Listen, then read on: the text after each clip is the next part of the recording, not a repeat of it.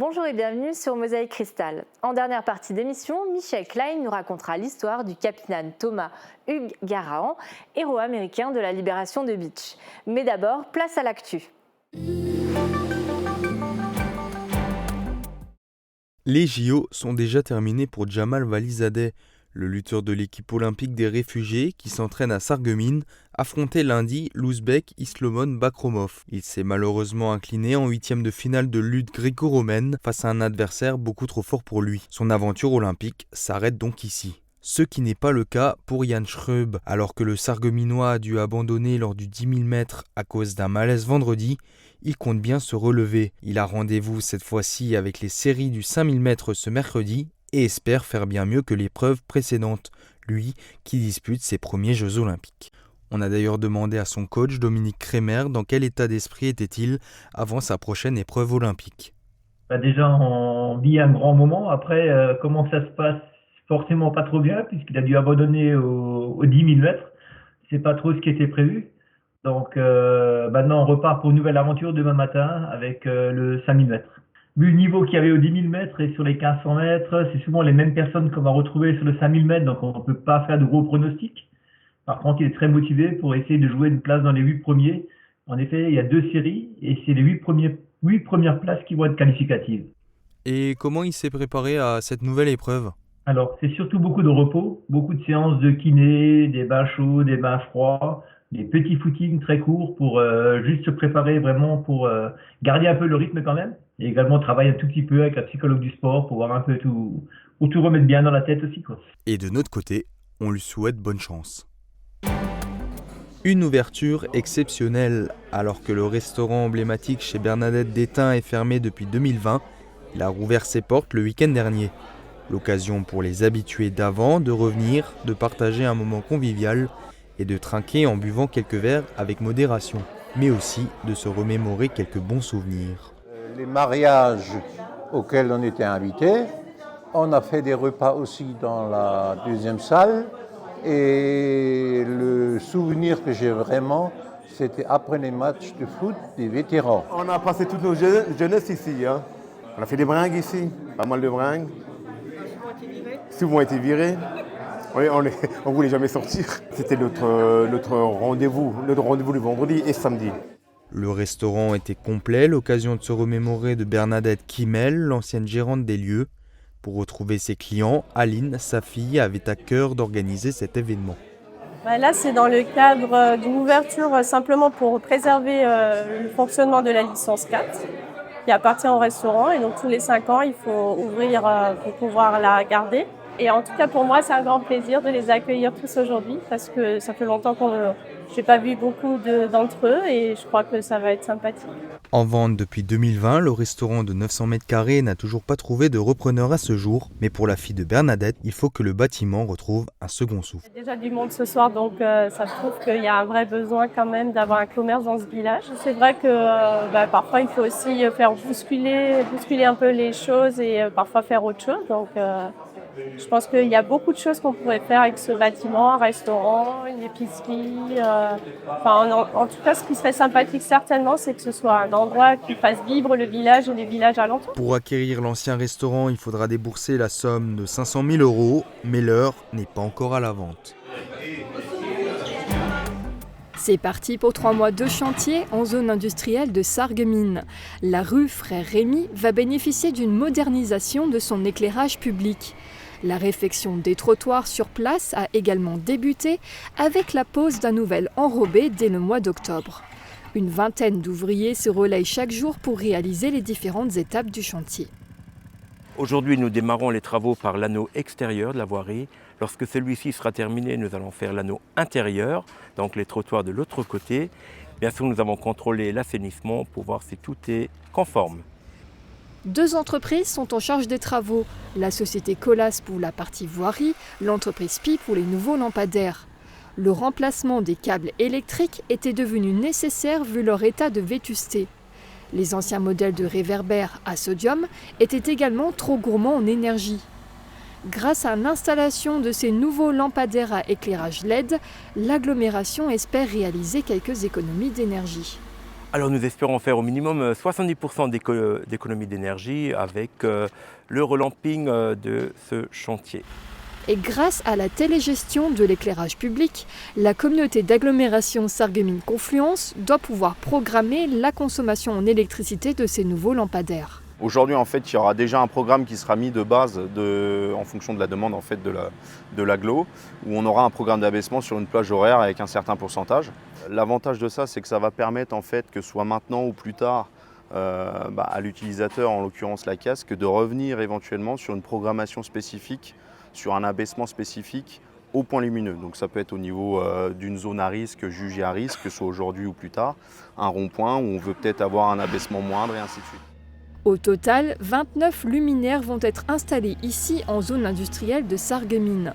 C'est l'un des 3 chantiers menés actuellement par l'agglomération, en plus de la zone commerciale de Neunkirch, et une 3e phase de travaux qui vient de démarrer à Grossby. C'est l'active-zone de Grossby-Derstroff où là aussi nous changeons l'éclairage public. Qu'au total des travaux sur cette zone, 800 000 €. Ces travaux ont débuté en juillet et doivent se poursuivre jusqu'à mi-octobre. En attendant, la circulation est adaptée au fur et à mesure des travaux pour le passage des poids lourds. Quand on ira sur les chemins à bicyclette. C'est sur une note rétro et vintage que s'est ouvert le tout premier festival itinérant Terre d'eau. Sur l'esplanade du casino des Faïenceries, c'est la compagnie Coffee Pot qui était à l'œuvre depuis sa scène Tracto Guinguette. Une référence à ces cabarets populaires qui ont marqué plusieurs générations et continuent aujourd'hui à rassembler tous les âges. Tiens, tiens, tiens, les pans font les pantins. Envoie des chaises pour les chèvres, pour les chattes et des escargots galopés à fond de train. Le festival est organisé par l'association du bassin touristique des canaux de la Sarre et de la Marne au Rhin. Leur objectif est de promouvoir le tourisme fluvestre. Ainsi, plusieurs compagnies locales joueront de la musique au bord de l'eau tout au long du mois d'août. Prochaine date à retenir, le 10 août prochain sur le port de Plaisance à Mittelsheim, avec un spectacle de feu et de la musique classique prévue au programme.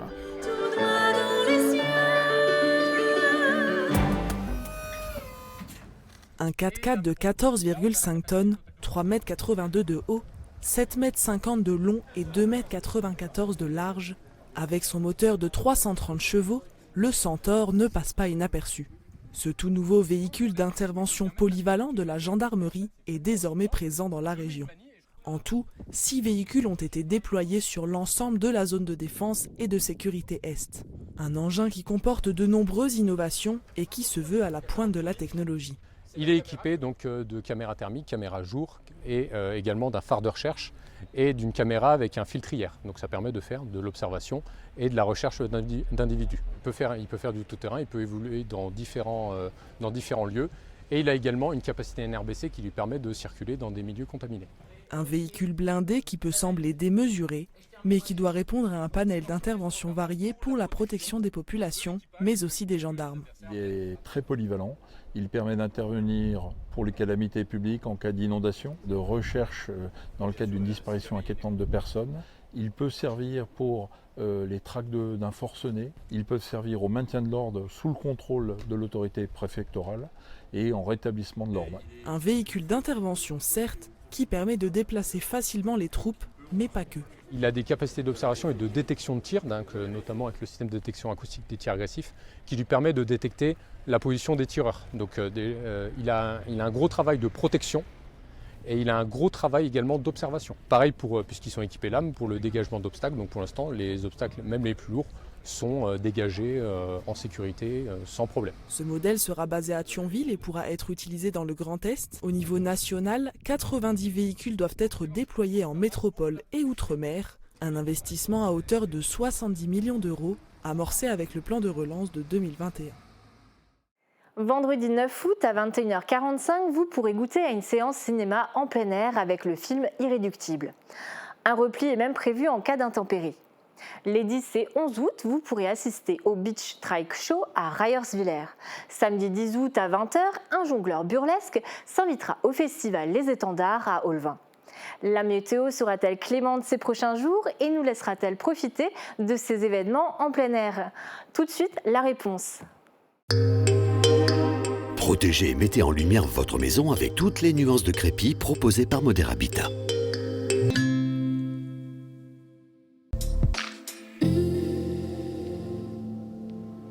Bonjour tout le monde, pour demain on va retrouver un ciel plus dégagé et on pourra à nouveau profiter du soleil. Côté température, les minimales iront de 15 à 16 degrés et les maximales de 21 à 24 degrés. Demain nous fêtons les Dominiques et il fera jour de 6h14 à 20h59. Passez tous une belle journée et à demain.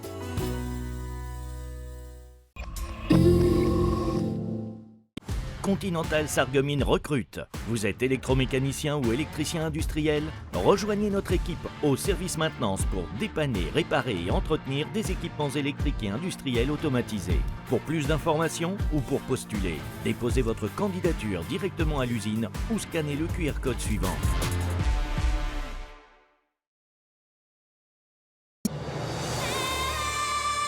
Les 10 et 11 août prochains, ne manquez pas Vita Romana au parc archéologique européen de Bliesbruckenheim. Au programme, camp de reconstitution romain et gaulois, démonstration de Jeux olympiques antiques, spectacles et ateliers. Pour cette nouvelle édition, assistez le samedi 10 août à 2 concerts organisés dans le cadre du Festival des Nuits Celtiques. Plus d'infos sur archeo57.com.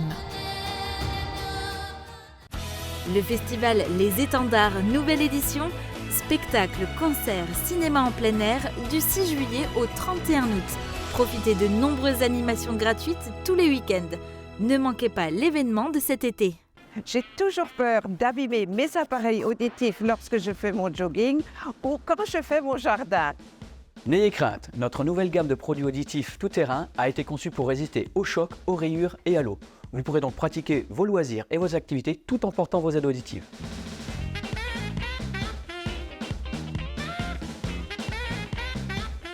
Votre vie locale sportive est sponsorisée par Wellness Wouswiller. Nageur amateur ou confirmé, venez découvrir nos bassins avec turbine de nage à contre-courant intégrée Swimeo, disponible à l'essai.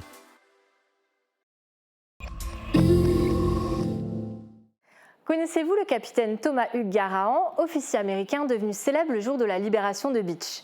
Michel Klein, responsable de l'espace mémoire du Pays de Beach, nous raconte son parcours dans cette rediffusion de l'émission Histoire d'Histoire. Thomas Hugh Garahan naît le 21 mars 1916 à New York. Diplômé en droit en 1942, il épouse Catherine Slavin et s'engage dans l'armée américaine. En 1943, il est assigné à la 100e division d'infanterie en tant que capitaine et commande la compagnie E du 398e régiment d'infanterie.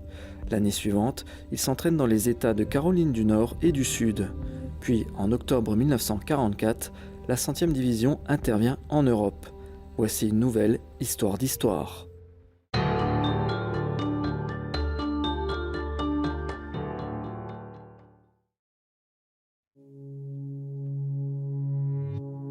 Dans ce livre, on retrouve toute une présentation de la 100e division et en l'occurrence la compagnie E du 398e régiment d'infanterie avec à sa tête le capitaine Thomas Garahan.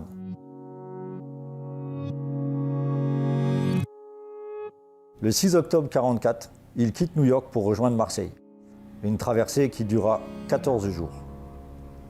Thomas écrit à sa femme, Kate. Tout le monde autour de moi avait succombé au mal de mer. Mais il n'était pas question que je rate un repas. Nous étions nourris que 2 fois par jour. Au moment de débarquer à Marseille, la consternation était totale. Car après 14 jours d'inactivité et de maladie, il reste encore 24 km à faire à pied avec 27 kg d'équipement sur le dos pour rejoindre la zone de regroupement.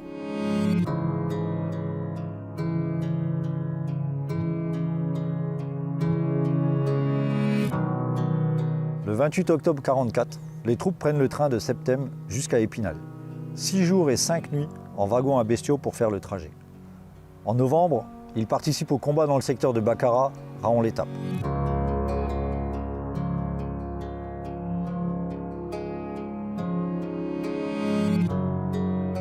Le 28 novembre 1944, il arrive au Pays de Beach et commence une longue période de rudes combats dans les Vosges du Nord.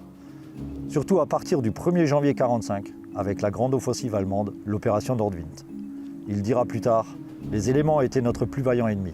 La bataille contre le froid et la fatigue était la plus rude. » Le 13 décembre 1944, il a personnellement ajusté les tirs d'artillerie pour neutraliser une pièce d'artillerie de 88 mm ainsi que ses servants. Cette action a permis à ses hommes d'atteindre l'objectif assigné en minimisant les pertes. Pour cette action, il reçoit la Bronze Star. Le 17 janvier 1945, il est à Lemberg. C'est le jour où il reçoit la Bronze Star, mais finalement ses pensées sont différentes parce qu'il est tellement heureux d'apprendre la naissance de sa deuxième fille et de savoir sa famille en bonne santé.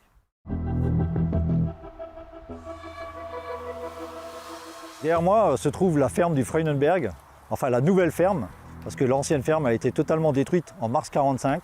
Et c'est justement ce jour-là que le capitaine Garan et ses hommes se retrouvaient entièrement isolés, cloués au sol par les tirs ennemis.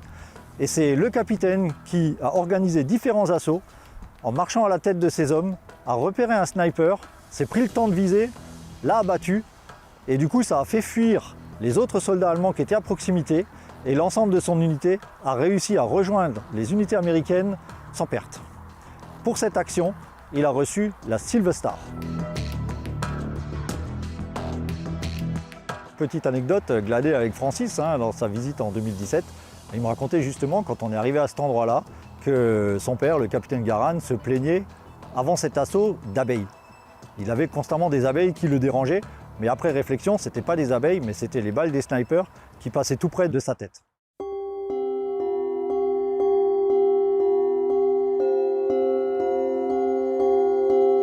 Nous sommes maintenant le 16 mars 1945, jour de la libération. Le capitaine Garan et les éléments de la compagnie E rentrent dans Bitche par la rue de Sarreguemines. Arrivés dans la rue Tessier, de nombreux villageois étaient installés au bord de la route pour les acclamer. C'est là que, devant ce Porsche où nous nous trouvons, Georges Aublinger attendait au bord de la route avec le drapeau confectionné par sa femme Maria dans l'optique de l'offrir au premier officier américain qu'il va rencontrer. Et c'est à cet endroit-là que le capitaine Garan reçoit ce drapeau.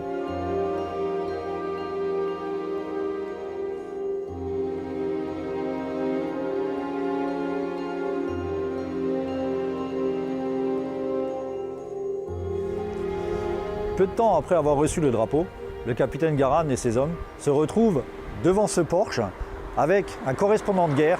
Et c'est exactement à partir de cette fenêtre-là que la photo qui est devenue tout un symbole a été prise.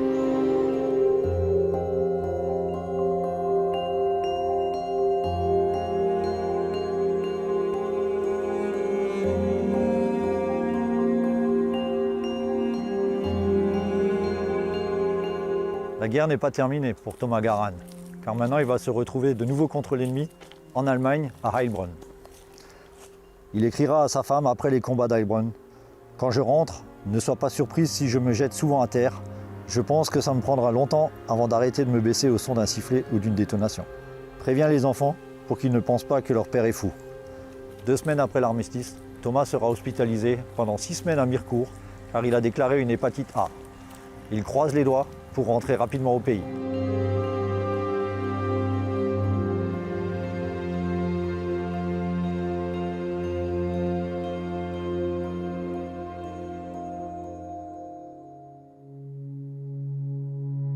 En 2017, la rencontre avec Francis, donc le fils de Thomas, a été vraiment un grand moment dans la vie de l'Espace Mémoire, car de cette journée est née vraiment une amitié et puis une confiance mutuelle qui a permis aujourd'hui à l'Espace Mémoire de présenter de nombreux effets personnels du capitaine Garan. Lors de cette visite, j'ai quand même demandé à Francis est-ce que son père était revenu à Bitche. Et là, il m'a dit en rigolant, il a dit « Mon père a eu 7 enfants en 9 ans, une hypothèque sur la maison, il avait 2 métiers, il n'avait pas le temps de venir visiter Bitche. » Malheureusement, en 88, son père a de nouveau déclaré l'hépatite A qu'il avait contractée en avril 1945 et il est décédé 3 semaines plus tard. Pour ses actions héroïques au combat, le capitaine Garan a été décoré de la Bronze Star, de la Silver Star et de la Purple Hat. Le capitaine est resté très humble toute sa vie, malgré ses nombreux faits d'armes et sa photo qui est devenue un vrai symbole de la libération du pays Bitche. Par exemple, voilà ce qu'il écrit à sa femme en avril 1945. J'ai été choqué d'apprendre que la photo avait été publiée. Apparemment, elle a été imprimée dans tous les États-Unis. Des soldats des 4 coins du pays en reçoivent des copies tirées des quotidiens locaux. Ce drapeau qui avait été caché dans une taie d'oreiller pendant 2 ans, sous le nez des Allemands, attendant l'arrivée des Américains. Avoir été les premiers à y pénétrer fut exaltant, notamment parce que personne dans l'histoire n'avait jamais pris la ville.